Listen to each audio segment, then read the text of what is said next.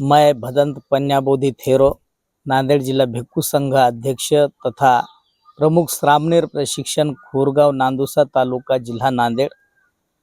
यहाँ पर नांदेड़ से 7 किलोमीटर दूरी पर श्रामणेर प्रशिक्षण केंद्र का निर्माण किया गया है। पिछले 5-6 सालों से यहाँ पर एक महाराष्ट्र और भारत देश का 24 घंटे चलने वाला ये पहला श्रामणेरी प्रशिक्षण केंद्र है। अभी तक यहाँ पर 1,500 करीब श्रामणेर और श्रामणेरी बन चुके हैं। यहाँ पर बहुत सारे कुछ वेशनाधीन के अधीन गए वाले युवक हो या पुरुष हो, यहाँ पर आकर के कोई 10 दिन श्रामणेर हुआ, कोई 2 साल हुआ है, कोई हमेशा कायम स्वरूपी भी श्रामणेर बन चुके हैं। बहुत सारे व्यसनाधीनता से बाहर आए वाले श्रमण, उनके माता पिता भी हमें कभी कभार फ़ोन कर कर के बात करते, बड़ी खुशी होती है उनको भी और हमें भी। तो ऐसा श्रामणेर प्रशिक्षण केंद्र है जो समाज के दान के ऊपर यहाँ पर 1.5 एकड़ जगह खरीदी की गई है। 20 बाई 50 का यहाँ पर बांधकाम हो चुका है। 2 बोर भी समाज के दान के ऊपर बनाए वाले हैं और 50-55 फीट ऊंचा पंचरंगी ध्वज का निर्माण किया गया है। यहाँ पर भगवान बुद्ध की जो मूर्ति है 11 फीट ऊंची, मार्बल में 10 लाख की वो मूर्ति बनाई है 11 फीट वाली, वो भी समाज के दान से ही बनाई वाली हुई है। यहाँ पर बहुत सारे पेड़ पौधे, ये सभी समाज की देन है। तो ये प्रशिक्षण केंद्र नया यहाँ पर निर्माण किए जा रहा है। जैसे कि हमारे विश्वविद्यालय थे, नालंदा हो, तक्षशिला हो, वल्लभी हो, ये बहुत सारे हमारे प्राचीन विश्वविद्यालय थे, ये खंडर हो चुके हैं या उसकी तोड़ फोड़ हुई वाली थी। तो अभी हमारे सामने वो भी इतिहास है कि हम फिर से भारत में नए नालंदा जैसे, तक्षशिला जैसे, वल्लभी जैसे विद्यापीठ ज्ञान के केंद्र निर्माण करने के लिए हम अभी प्रयास कर रहे हैं। तो यहाँ पर अभी जो आषाढ़ पूर्णिमा है, पूरे विश्व के सभी भिक्खु लोग आषाढ़ी पूर्णिमा से लेकर के आश्विन पूर्णिमा तक वर्षवास की शुरुआत करते हैं। इसके पीछे भी एक इतिहास है, एक हिस्ट्री है। भगवान बुद्ध के समय में भगवान बुद्ध ने पहला वर्षावास सारनाथ में किया गया था, पंचवर्गीय भिक्षुओं को साथ में लेकर के, जहां पर आज भी एक इतिहास के तौर पर धम्मेक स्तूप का निर्माण किया गया है। तो तब से ये गुरु शिष्य परंपरा शुरू हुई वाली है। तो ये गुरु पूर्णिमा बोल करके भी इस विश्व में या भारत देश में माना जाता है। बहुत सारी इस आषाढ़ी पूर्णिमा के अवसर पर बहुत सारी ऐतिहासिक घटनाएं घटी हुई है बुद्ध के जीवन काल से लेकर के। आषाढ़ी पूर्णिमा के इस महीने में ही, इसी पूर्णिमा के अवसर पर महामाया को गर्भधारणा भी हुई थी। सुमेध नाम का बोधिसत्व जो महामाया के ख्वाब में आता है और कहता है कि हे माँ, मुझे यहाँ धरती पर ये मेरा आखिरी जन्म मुझे लेना है और आपके गोद में मुझे जन्म देगी क्या। तो महामाया ने बड़ी प्रसन्नता से वो बात का स्वीकार किया गया था। वो जो घटना घटी हुई है ये आषाढ़ी पूर्णिमा के दिन का ही विषय है। उसके बाद में हम आगे चल कर के देखते हैं तो रोहिणी जो नदी थी, वो रोहिणी नदी के पानी से लेकर के शाक्य और कोलियों में वाद हो चुका था और कोई भी पीछे हटने के लिए तैयार नहीं था। बड़ा खून खराबा, रक्तपात वहां पर होने की संभावना थी। तो सिद्धार्थ गौतम ने मध्य मार्ग निकाला था कि हम आपस सब एक दूसरे के भाई भाई है, आपस में लड़ना ये हमारे बस की बात नहीं या ठीक नहीं है, इससे विध्वंस होगा। लेकिन सिद्धार्थ बोधिसत्व गौतम की बात कोई भी नहीं सुन पाए, इसके लिए उनको दंडित किया गया था। 3 शिक्षा उनके सामने रखी गई थी जो शाक्य के सेनापति थे। उन्होंने, एक तो तुम्हारे माता पिता की पूरी ज़मीन हरासमेंट किया जाएगा, कब्जा में लिया जाएगा, या तो तुम्हें तुम्हारे माता पिता को बहिष्कृत किया जाएगा, या तीसरी बात आपको घर बार छोड़ना पड़ेगा, ये देश छोड़ करके चला जाना पड़ेगा। तो तीसरी बात उन्होंने जो है पसंद कर ली है कि मैं मेरे माता पिता के ऊपर ये हानि नहीं होने दूंगा। उनकी जो ज़मीन जुमला है वो जब्त मत करो, ये बात उन्होंने रखी है। मेरे माता पिता को बहिष्कृत मत करो, ये बात उन्होंने उनके सामने रखी। मैं खुद ही इस राज्य को, इस देश को छोड़ करके निकल जाता हूँ। तो आषाढ़ी पूर्णिमा के दिन ही बोधिसत्व सिद्धार्थ गौतम ने वो पूरा राजपाट त्याग करके, संन्यास लेकर के वो राज्य को उन्होंने छोड़कर चले गए थे। उसको महाभिनिष्क्रमण भी कहा जाता है। तो ये भी घटना इस आषाढ़ी पूर्णिमा के अवसर पर ही घटी थी।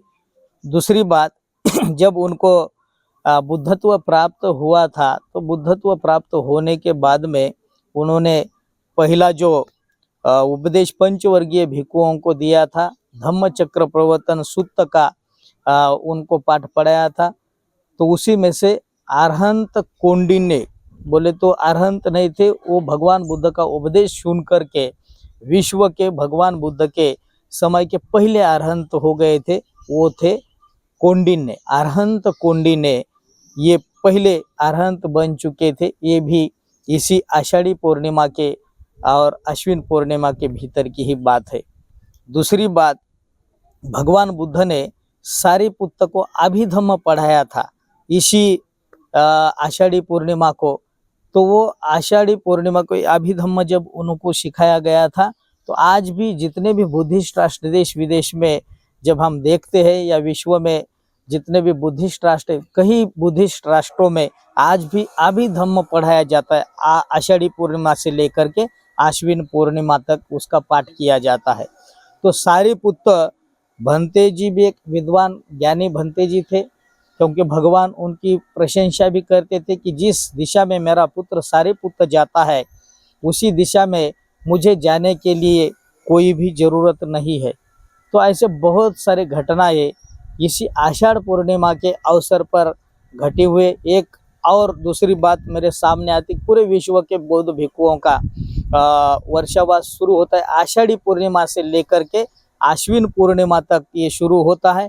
तो एक इतिहास हमारे सामने और भी आता है कि जो आज की अयोध्या और पूर्व की जो साकेत है, ये साकेत नगरी एक समय में बुद्धिस्ट नगरी थी, और वो महा उपासिका विशाखा का माहिर घर था।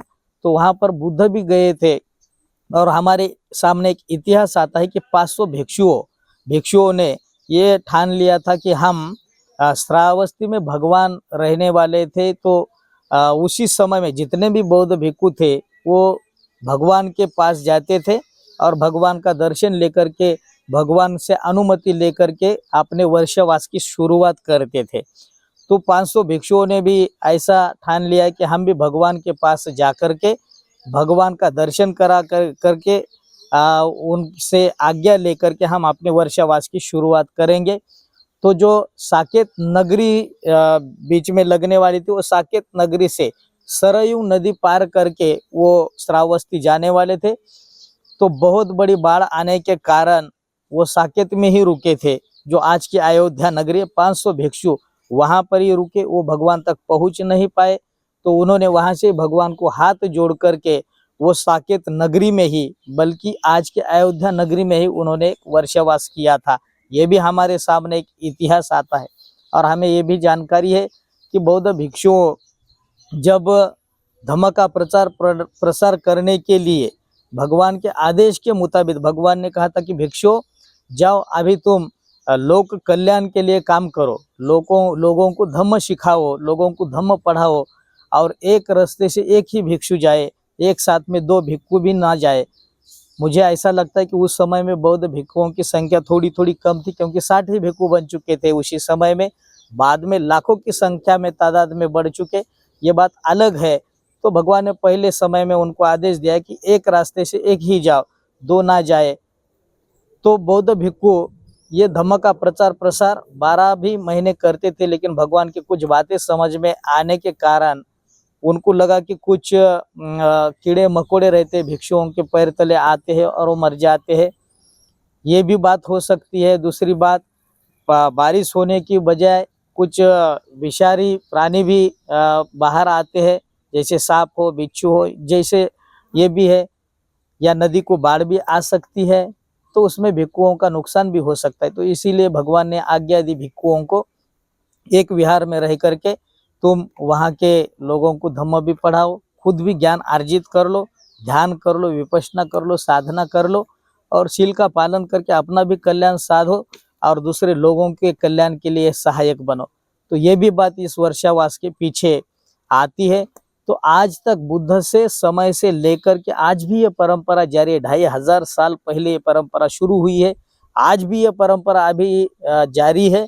बड़े बड़े विद्वान बौद्ध भिक्षु एक विहार में रह करके अधिष्ठान कर करके अलग अलग ढंग से अधिष्ठान कर करके अपनी पारमिता को बढ़ाते, लोगों की पारमिता बढ़ाने के लिए एक सहायक बनते हैं। तो ये बड़ा लाभ, ये ज्ञान का लाभ, शील का लाभ, समाधि का लाभ ये बौद्ध भिक्षुओं को भी होता है और बड़े तादाद में उपासक उपासिकाओं को भी इसका लाभ बड़ा होता है। तो बहुत अपने आप को धन्य समझते हैं। मैं तो ये भी आपसे बात सभी से करना चाहता हूँ कि इस वर्षावास काल में अष्टशील उपोषद का धारण करते हुए जब भी आपको समय मिलेगा तो एक बार 10 दिन का श्रामनेर या श्रामनेरी शिविर में भी आप सम्मिलित हो जाए, विपश्यना शिविर में भी सम्मिलित हो जाए, क्योंकि बहुत बड़ा कल्याण होने वाला। भगवान बुद्ध का उपदेश लोगों का, सभी प्राणी मात्राओं का कल्याण करने वाला है। भगवान बुद्ध की वाणी जब हमारे सामने आती है तो सभी को दुखों से मुक्त करने वाली ये भगवान बुद्ध की वाणी है, भगवान बुद्ध का उपदेश है।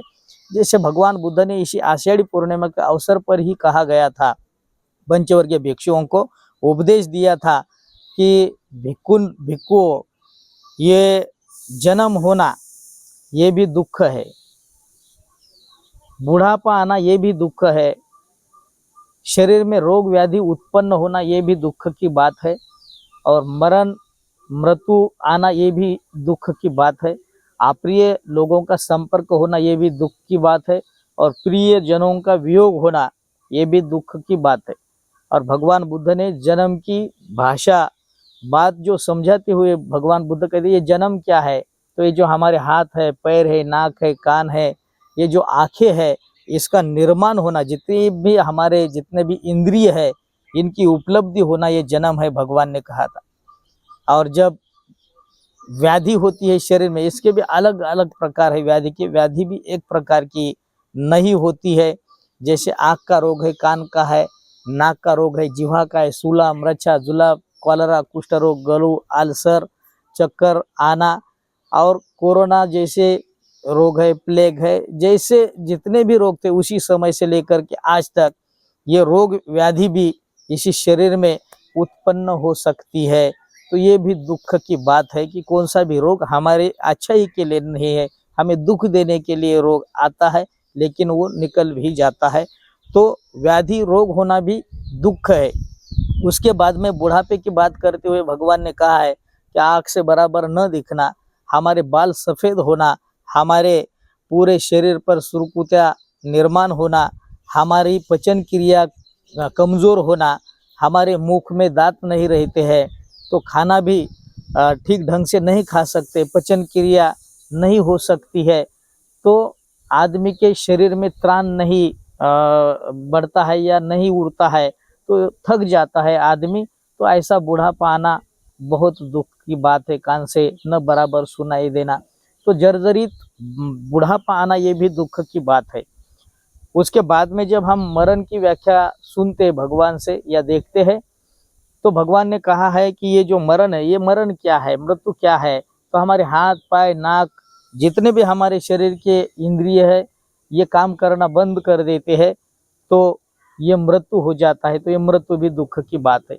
जो व्यक्ति हमें पसंद नहीं, जो प्राणी वस्तु जो भी कुछ है जो हमें पसंद नहीं, उसका अगर संपर्क होता है तो वो भी हमारे लिए दुख की बात है।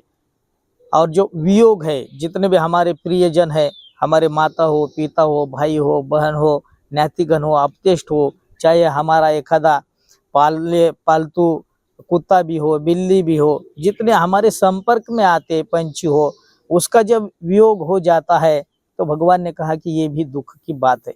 तो उसके बाद में भगवान बोलते हैं कि यम पिंचन लभति तंपि दुखं संखितेन पंच उपादान कंदा। ये जो पंच स्कंधों से बना हुआ शरीर, यही दुख है। तो भगवान ने जब शुरू में दुख आर्य सत्य का ज्ञान दिया है तो लोगों ने में कुछ संभ्रम भी निर्माण हो चुका है कि कुछ लोगों ने टीका भी भगवान के ऊपर की कि भगवान दुख का अस्तित्व बताते लोगों को दुख का अस्तित्व बता के दुखी ही कर देते हैं। तो भगवान ने कहा है कि मैं ये दुख का अस्तित्व इसलिए समझा देता हूँ क्योंकि लोगों को ये समझ में भी आना चाहिए। और जो आगे के 3 आर्य सत्य, दुख है और दुख निरोध है, यानी दुख है तो दुख का कारण भी है, ये पूरी ज्ञान जब भगवान की समझ लेते हैं तो हम भी दुखों से मुक्त हो सकते हैं। तो भगवान ने पहला आर्य सत्य कहा है दुख है, दूसरा आर्य सत्य कहा है दुख निरोध है, यानी दुख का कारण है। तीसरा आर्य सत्य कहा है दुख निरोध गामिनी, यानी एक दुख की एक श्रृंखला है। तो ये भी एक दुख खत्म होता है तो दूसरा शुरू हो जाता है, दूसरा खत्म हुआ तो तीसरा शुरू हो जाता है, ये ऐसी ये श्रृंखला है। तो भगवान ने चौथा जो आर्य सत्य कहा है ये बड़ा महत्वपूर्ण है। तो भगवान ने चौथा आर्य सत्य कहा है कि दुख निरोध गामिनी प्रतिपदा आर्य सत्य। दुख है, दुख का कारण है, दुख का समुदय है, लेकिन दुख निवारण करने का मार्ग भी भगवान बुद्ध ने चौथे आर्य सत्य में बताया है। ये कौन सा मार्ग है? तो ये मार्ग है शील का पालन करना, 4 आर्य सत्य को जानना, आर्य अष्टांगिक मार्ग को जानना और उसके मुताबिक हमें पालन करना चाहिए तो हम दुखों से मुक्त हो जाते हैं। शील का पालन करना, समाधि का अभ्यास करना और प्रज्ञा को प्राप्त करके निब्बान का साक्षात्कार करना, इसी से हम दुख से मुक्त होने वाले हैं। ये भगवान बुद्ध का उपदेश हमारे जीवन में अगर उतर जाता है तो हम सभी लोग दुखों से मुक्त हो जाएंगे और सभी लोग निर्वाण को प्राप्त हो जाएंगे। इसीलिए भगवान का उपदेश सुनने के लिए, वर्षवास या पढ़ने के लिए या आचरण करने के लिए आषाढ़ी पूर्णिमा से लेकर के आश्विन पूर्णिमा तक बड़ा महत्वपूर्ण है। सभी लोग इसी 3 महीने का सदुपयोग करके अपने जीवन में अपना मंगल साधे, लोगों के मंगल के लिए आप सहायक बने। यही मैं आप सभी लोगों के लिए एक उपदेश छोड़ देता हूँ और मेरी अपनी बात को यहाँ पर विराम दे देता हूँ। आप सभी का मंगल हो, सबका कल्याण हो। बुद्ध धम्म संघ से या बोधिसत्व डॉक्टर बाबा साहब अम्बेडकर के बल से आप सभी का मंगल हो, सबका कल्याण हो। लॉर्ड बुद्ध चैनल को भी मैं धन्यवाद देता हूँ। लॉर्ड बुद्ध चैनल के जिला प्रतिनिधि सदाशिव गच्चे सर, जो हमेशा इसी जिला में नहीं महाराष्ट्र में वो घूमते हैं, उनका भी उल्लेखनीय सराहनीय कार्य है, उनको भी मैं धन्यवाद देता हूँ। सबका मंगल हो।